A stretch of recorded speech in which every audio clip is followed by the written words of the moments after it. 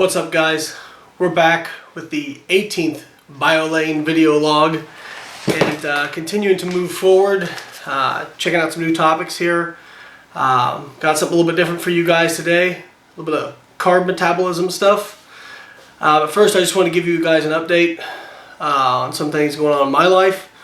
Some of you may know that my wife is pregnant and she gave birth to our first child on June 28th, son. His name is Robert James Norton. First name is after my grandfather, who's basically my hero. And middle name is after her father. So kept it in the family. And so far he's awesome.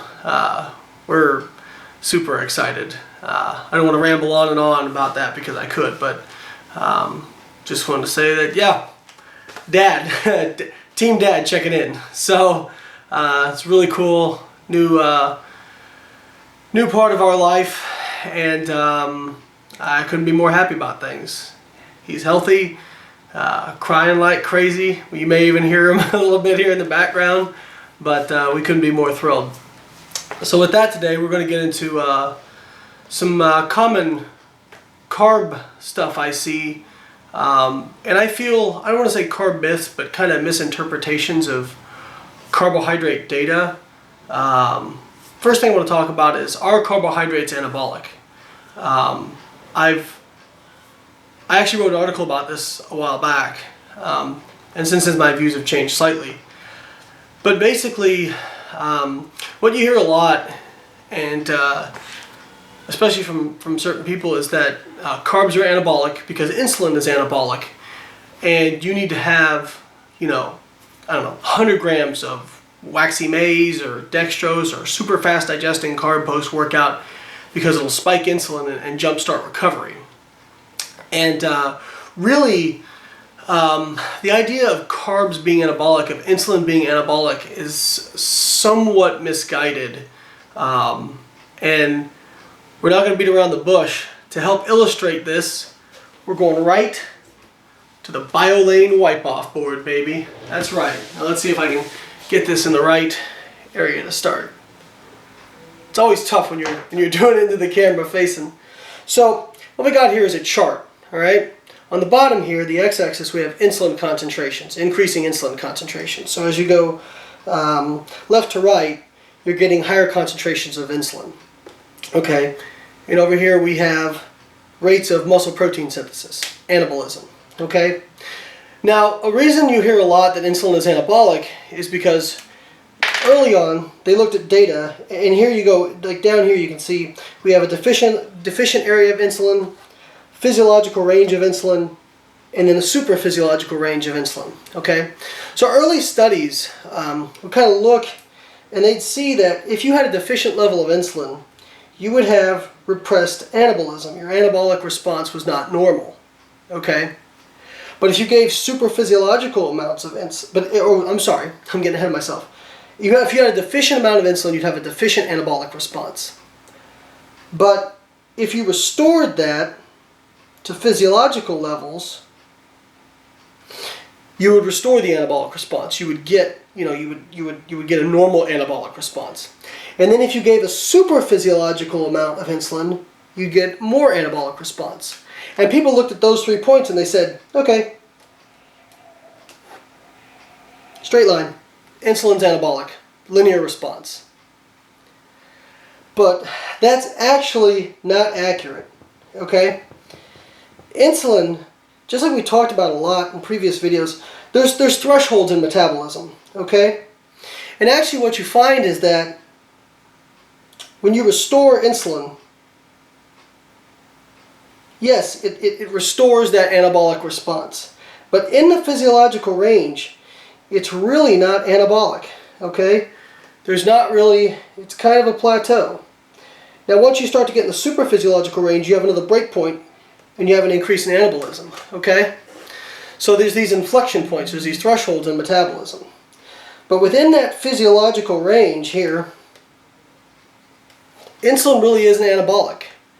And we've seen this when we look at, well, for example, our lab, the Dr. Lehman's lab at University of Illinois, and I'm not going to take credit for this because this was before I got there. I think it was Josh and Tracy Anthony, who were grad students at that time, and now they've both gone on to be extremely successful in industry and academia in their own right. But they actually gave like 100 gram, or like a really high dose of carbohydrates. I think it was something equivalent of like 100 grams of glucose, and nothing. No response of muscle protein synthesis, right?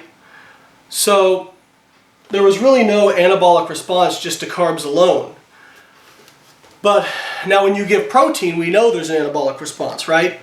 We know there's an anabolic response of muscle protein synthesis when you give sufficient protein, when you hit your leucine threshold, like I've talked about before. Now, what's interesting is that if you give, and there's kind of divergent information on this, but based on the data I've seen, and it's not always statistically significant, but if you give carbohydrates alone, you won't get a response. If you give protein alone, if it's sufficient, you will get a response. Then if you give carbohydrates plus protein, you get just a little bit more, okay? Now that little bit isn't always significant. I'm going to show you what I mean. The little bit isn't always significant, but there's a difference between statistically significant and physiologically significant. And I'm going to explain that. So I'm breaking out the wipe-off board again. I'm going to show you guys what I mean. I'm doing this one on the fly, so please forgive me. Okay, so if we have our anabolic response here, you give carbohydrate, it's like right at baseline. Okay, like obviously there's a bar there, but you know, protein synthesis is never zero. Okay, so that's important to remember. It's never shut off. All right. So it's never zero, but this is running at a baseline level, okay? Then if you give protein, you get a significant response, right? Or perhaps, to illustrate this better, we'll have a fasted group as well. So when you give carbohydrate alone, the anabolic response is not different than what a basal level of fasting muscle protein synthesis is. Okay? Hopefully that's a little more clear. Then if you give protein, you get a significant response. And then if you give protein plus carb, you get a slightly higher response. Now that response may only be like 5%, something like that. At least in the studies I've seen, it's like 5 to 10%. Now, a lot of studies have shown that's not statistically significant. But when you're talking about a 5 to 10% difference, very rarely is it going to show statistical differences unless you have a huge number of subjects, unless your power is extremely high. But for me, I look at kind of optimal, and if we're trying to optimize muscle protein synthesis, we want to squeeze as much as we can out of it. So even if we're not getting a statistical difference, if there is a little bit of difference there, I would rather have some carbs to kind of optimize that response than just say, okay, carbs have no response whatsoever. Now the question becomes like how much? So if people taking 100 grams of glucose post-workout, you know. There was a study done at the University of Texas, and they compared post-weight training, I believe, either giving 30 grams of whey protein with 90 grams of glucose or 30 grams of whey protein with 30 grams of glucose, and they showed no difference in the anabolic response. So to me, what that says is, again, you don't need a huge spike in insulin in order to get kind of the synergistic benefits of carbohydrates and protein. You just need a very moderate rise. So what I tell people is, if you're going to have, you know, a dextrose, glucose, whatever, it only has to be a small amount. It doesn't have to be that 100 grams, 150 grams. And people will say, oh, well, what about glycogen? You know, you're trying to restore glycogen. Well, if you're training like a bodybuilder, you're probably only training once a day. You're going to restore that glycogen no problem over the 24-hour period. That's not going to be an issue. The only issue you run into where the rate of glycogen replenishment is important is if you have multiple events per day or multiple training sessions per day. So that's where it can become important. I personally don't take fast digesting carbohydrates post-workout. I just eat because I have some free-form branch chains right when I'm done at the gym, and then I just eat a meal when I get home. Those branch chains will hold you or hold me for the hour or whatever it takes. That's not going to be a problem. And then I just eat food when I get home, because if I'm having, in the off season, 90, 100 grams of carbs from kind of whole food sources, I'm definitely getting that insulin response to kind of have a synergistic effect with the protein I'm eating. So I don't feel the need, or I don't feel it's even optimal to have super fast digesting carbs post-workout. Now that's just my opinion based on the data I've seen, and you can form your own opinion. I'm just trying to give you guys kind of my opinion of it. Now what about the other end of that? I've had people say, well, you don't need carbs, they're not anabolic, and so what you really want to do is keto. You want to do a ketogenic diet all the time. And they'll say, if you compare a ketogenic diet, a high protein ketogenic diet, compared to kind of the food guide pyramid diet, high carb, keto wins every time. Dr. Jeff Volek has shown this over and over and over. Keto wins every time in terms of fat loss and muscle retention. But the question becomes is it the high fat and the actual ketogenesis portion of the ketogenic diet that makes it work so well, or is it the high protein? There was a study done at the Arizona State, I think it was, and they looked at isocaloric diets, so same amount of calories, either ketogenic or non-ketogenic, and had the same total protein intake. Okay, so they basically held protein constant, they held calories constant, and they either did it, it was kind of like a zone type diet, like like 30 to 40% of calories from protein, and then 30% from carbs and fat, versus a ketogenic diet, which is obviously very low carb, very high fat, very high protein.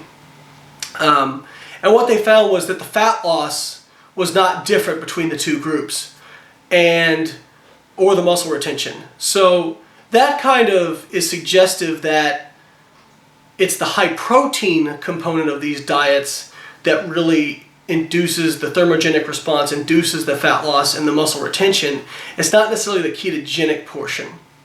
And so people will say, they'll look at kind of the data I presented in terms of, okay, well, insulin kind of has a synergistic effect with protein. You don't need a ketogenic diet. Well, how many carbs should I take in? Everybody's sitting there saying, just tell me what I want to know. And the fact of the matter is, more than any other macronutrient, carbohydrates are the most variable from person to person. I've seen enormous variability in the amount of carbohydrates people can tolerate. I've seen men who would gain fat on eating 200 grams of carbs a day. And I've seen men who would lose fat if they went under 600 grams a day. I had a client who maintained his weight on 700 grams of carbs a day. It's crazy. I've had females, kind of the same story. I've had females who get them above, if you start them out on more than 150 or something like that, they would gain fat. And same token, I've had clients who got well above 400 and were maintaining their weight on that. And so I always tell people kind of my concept of what I want from carbohydrates is I want somebody to eat the most amount of carbohydrates they possibly can while still losing body fat, if I'm talking about a contest prep or fat loss diet.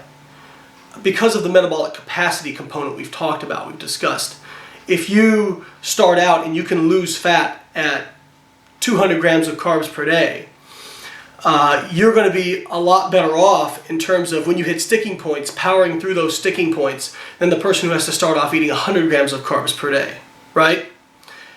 But that can be kind of, for people who say, well, I'm a slow metabolism, I can't tolerate carbs well, that can be kind of like a self-defeating prophecy over time, because they will look at that and say, well, I don't tolerate carbs well right now, and so I'm going to eat low carb.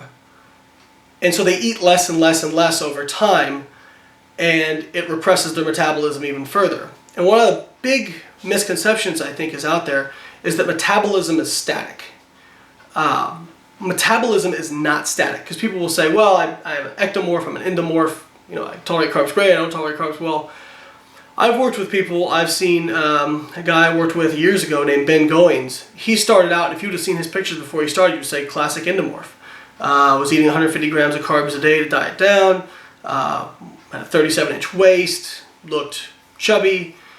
After a few years of going through several dieting cycles where he was able to up his carbs consecutively during the off season and then keep them higher in season, he was dieting to the point where he would lose weight too fast if you cut his carbs below 250 grams per day. And usually he would get so lean so fast, you would have to almost reverse diet him into a show. And so his metabolism, if you looked at him now, you would say he's a classic ectomorph. Now, did his genetics change overnight? Absolutely not. But his metabolism adapted to what he was doing. It was getting fed more slowly over time, and it adapted to that. We've talked about metabolic adaptation in terms of it being a bad thing, right? On the way down, your metabolism adapts to you, you slow your metabolism down, it becomes harder to lose fat, all these things. But metabolism can also adapt in the reverse order, okay?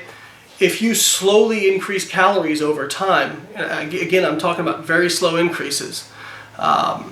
You know, for just to give an example, for somebody who might like now maintains their weight on, let's say, 200 grams of carbs per day, I might bump them up 5 to 10 grams a week, something like that, just depending on how they're responding.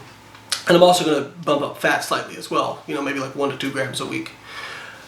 And doing that over time and through several dieting cycles, maybe they don't get to the point where they're maintaining their weight on, you know, 400 grams of carbs a day the first time through they do that.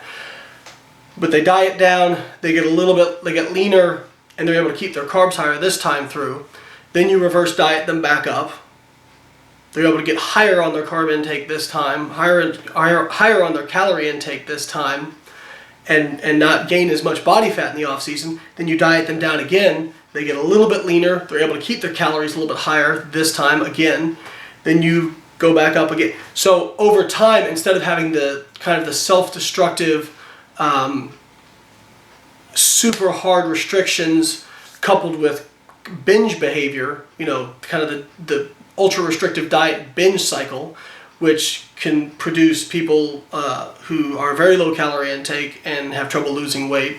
If you do it kind of this way, you get the adaptation working in your favor. You can actually make your metabolism faster over time because it adapts to that higher calorie intake. Again, that's something I'm talking about. That may take years and years of doing that as a concerted effort. Most people don't have that kind of patience to do that. I saw a really good video from Matt Jansen the other day, and he said he was talking about keeping, you know, your long-term goals in mind. It's good to have long-term goals, and it's really good to have short-term goals as well, because short-term goals keep you motivated to keep you going for that long-term goal. But I have seen people who sabotage their long-term goals only focusing on their short-term goals. Getting a lot of emails from people saying, oh, I have you know, a lot of problems with my metabolism, etc., and they say they want to repair it. Okay, great. But I have this show in 12 weeks I want to do. Well, you're missing the point. If your metabolism is very slow, it's become very sluggish from, you know, beating it up with, you know, extremely low calorie intake over time, going and then dieting again is not going to help that. It's only going to make the problem worse. You need to add calories in very slowly over a long period of time. And honestly, most competitors I've run across don't have the patience, the consistency, or the fortitude to do that. I'll always tell people it's honestly comparatively easy to diet for a contest for 12 weeks and be super strict. What's difficult is to be very consistent and focused in the off season to add calories and not binge, and then not try to cut down before you're ready, that is actually more mentally and kind of emotionally challenging for most people. Once you've kind of climbed to that mountaintop in terms of where you know your physique can be leanness wise, you're always going to compare yourself to that, and that's not really a realistic outcome. Well, not that it's not a realistic outcome, it's not a realistic comparison. It would be the same way as Olympic athletes. There's well documented Olympic athletes have depression after the Olympics. Well, a lot of them have to go through depression because there's this big buildup, there's this crescendo, all the attention's on them. They go after all these goals they've been striving for so long, and then in a couple months, it's all forgotten about, and the spotlight's off. And a lot of them go through depression about that. And I think the same kind of thing happens with competitors. There's this big build-up, crescendo, all these emotions are going, these endorphins, and then you're done. And some people don't tolerate it very well in terms of how they're able to kind of reverse out of that. So I don't want to turn this into another discussion of reverse dieting and metabolic issues, because we've already kind of gone through that already. But I thought it was necessary to kind of run through why metabolism isn't static, and why you can't tell somebody this is the carb intake you should be on, and that will apply to them for the rest of their life. Because it doesn't. Because metabolism can adapt both ways. It can adapt to higher caloric intakes, and it can adapt to lower caloric intakes. My friend Ben Escrow and I were discussing the other day a study that was done in prisoners where they overfed them like really high calorie intakes, and basically showed that yes, they gained body fat, but the amount of body fat they gained was not reflective of the total amount of calories they took in. They took in way more calories than they deposited. So for example, we all know that a pound of fat weighs 3,500 calories. Well, they took in way more calories than were accounted for in fat deposition, or even lean mass deposition. So there's kind of energy being inefficient. There's an energy inefficiency there. And I've talked about how if you want to lose body fat, making yourself as inefficient as possible is very important. And I think this kind of points to the differences between off seasons where somebody goes through sustained overfeeding and kind of intermittently binges and then tries to restrict again. A lot of people have asked me, why do you think these metabolic issues are so prevalent in women and compared to men? And I think one of the reasons is that when men go into an off season, they'll gain, if they blow out after the show, whatever, they'll gain 20, 30 pounds. And they'll be kind of upset about it, and they won't like it, but they'll say, you know what, I'm bulking. And that's more acceptable for a man. And they'll continue to overfeed. They'll do that for months and a year or two. Whereas a woman, because of kind of how you're raised in society, you should be leaner, all this sort of stuff, a woman will put on 10, 15, 20 pounds after a show, and then immediately try to diet back down because they feel fat, because they're comparing themselves to their stage lean self, and they won't want to say, well, I'm just bulking. How many women do you know say I'm bulking? I can count them on the number on one hand how many women I've seen say are bulking in the 10 years I've been doing this. So they won't get that benefit of sustained overfeeding, but they'll get a lot of the fat gain from really short-term kind of binging, and then they'll immediately try to diet back down, which again, will cause adaptation of reducing metabolic rate, over the time they try to diet back down. And over several cycles of that, that's how you get into these metabolic issues where it becomes very hard to lose body fat even at very low calorie levels. So again, I didn't want to go through a whole nother discussion of these metabolic issues, but I thought it was very important to point out the differences between where your metabolism is at now and where it can go if you're good with it in your carb intake and all this sort of stuff. I kind of liked the analogy being what Dave Ramsey, he's a financial guy on the radio, some of you guys may know him, he said about being broke versus being poor. Broke is a place, poor is a state of mind. So kind of not saying that metabolism is all psychological, because it's not. There's physiological components. But this idea that, oh, I have a bad metabolism, I have to eat low calorie.